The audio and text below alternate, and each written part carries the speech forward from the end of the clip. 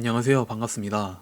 건강나무입니다. 이번에 루시드의 수석 엔지니어인 에릭 바흐가 CNBC와 인터뷰를 진행을 했는데요. 에릭 바흐는 루시드가 중국 진출을 계획하고 있고 2026년에 중저가형 전기차가 공개될 수 있음을 확인되어 조만간 대중적인 전기차 시장에 진출할 의지를 보였죠. 그래서 앞으로 중국 전기차 시장에서 자동차 판매를 어떠한 경로나 방법으로 판매를 할 것인지 모색을 하고 있다고 합니다. 루시드가 중국 시장 진출에 대한 가능성의 언급은 작년에 니오의 전 임원인 주지양을 영입하고 나서부터 언급되었었죠. 일단 니오는 루시드와는 다르게 중형, 대형, SUV로 차를 구성하다가 중간에 전기차 세단으로 라인업을 구성했지만 고급 소비자 시장을 공략하는 것은 루시드와 결은 비슷하다고 보면 됩니다. 그렇기에 BMW, 포드에서 근무했던 경험이 있으며 니오 출신 임원인 주지양의 과거 인터뷰를 살펴보면 루시드가 중국 진출을 준비하고 있으며 사우디아라비아 국부 펀드에서 유치한 자금을 통해 루시드가 더 빠른 속도로 전기차 기술력과 제품 경험을 전기차 이용자들에게 제공함으로써 중국에서 전기차 생태계를 구축하는 것을 검토하고 있다고 밝혔던 적이 있죠. 그래서 이러한 주지양의 발언으로 인하여 조만간 루시드가 중국 진출 가능성이 더 빨라지고 중국 진출을 곧 발표하는 것이 아니냐라는 의견들이 나온 이유 중에 하나가 됩니다. 그래서 이번에 에릭 바흐는 루시드가 중국에 진출하기 위해서는 중국의 진출을 앞두고 여러가지 중국 전기차 수요 타겟층에 대한 깊은 조사를 하고 있다고 했고, 중국은 세계 최대의 전기차 시장이자 빠르게 전기차로 넘어오는 전기차 시장 중 하나가 될 것이라서 그렇기에 중국 시장을 탐구하고 투자를 하고 있다고 언급했죠. 하지만 에릭 바흐는 중국 시장 진입 날짜에 대한 구체적인 언급은 하지 않았고, 대외적인 조건과 현재 루시드가 처한 상황이 좋게 맞물려야 하며 잘못된 조건으로 중국에 진출하면 많은 실수를 발생할 수 있어 실수를 줄이고 중국 시장에서 성공을 위해 기다리고 있는 것으로 보여집니다. 그래서 중국 현지의 시장 진출 가능성을 조사하는 팀들이 있다고 했고, 루시드가 어떻게 중국 시장을 진출할 것이고 가격과 생산 전략을 어떻게 할 것인지 많은 고민 중에 있다고 합니다. 그래서 결과적으로 루시드는 전체적인 영역들을 두루 살펴보고 있고 올바르게 수행을 마치려고 노력하고 있다고 하네요. 이러한 에릭 바흐의 발언들을 볼 때 진지하고 긍정적으로 중국 시장에 임하겠다는 루시드의 의지가 돋보이고 있고, 현재 중국은 BYD, 니오, 샤오펑 같은 중국 기업들이 중국 전기차 시장들을 꽉 잡고 있는 와중에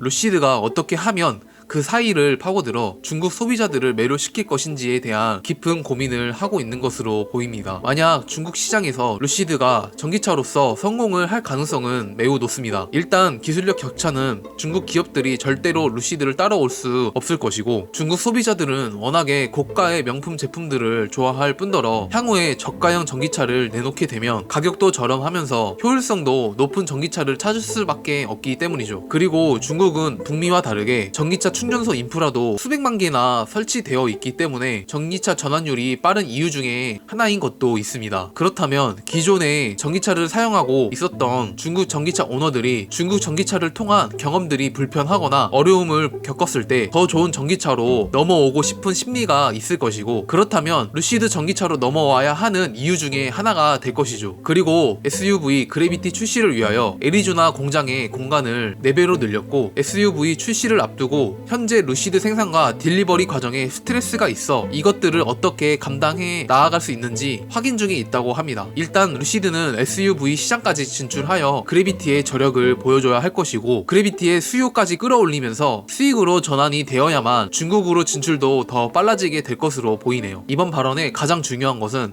앞으로 루시드가 중형 자동차가 2026년에 공개가 될 것이고, 결국엔 2026년에 2만 달러 전기차를 내세워서 대중적으로 쉽게 접근 가능한 중저가형 전기차까지 내놓을 것이라고 말했습니다. 그래서 이러한 규모의 경제와 가격대를 달성하는 역량을 갖추기 위해서는 좀 더 시간이 걸릴 것이라고 말했고, 중저가형 생산이 2030년인지 2026년 이후인지 말도 많고 탈도 많았는데 이번에 2026년 정도에 중저가형에 진입할 것이라는 계획을 언급함으로써 논란의 세기를 박았다고 볼 수 있습니다. 현재 9월달이 되면서 9월에는 원래 가장 수익률이 저조하고 낮은 달이기도 하고 그것들을 증명하는 것처럼 오늘도 굉장히 지수 등락폭이 매서운데요. 어차피 지금 당장 변동성은 일시적인 것이고 앞으로 길게 본다면 이러한 상황들은 하나의 찰나의 순간들일 뿐입니다. 우리가 현재 이렇게 주가가 많이 빠진 것을 포커스로 두고 볼 것이 아니라 결국에는 기술력이 뒷받침해준다면 실적으로 보여주면서 주가는 우상향할 것입니다. 테슬라도 지금까지 올랐던 과정들을 본다면 과거에 굉장히 오랫동안 행보를 거쳤고 한 번 오를 때 아주 짧은 시간에 미친듯이 올랐습니다. 그래서 테슬라 또한 엄청나게 기다리고 인고했던 투자자들은 엄청난 돈을 벌었고 경제적 자유를 이룩하게 되었죠. 우리도 테슬라처럼 이러한 부분들을 보면서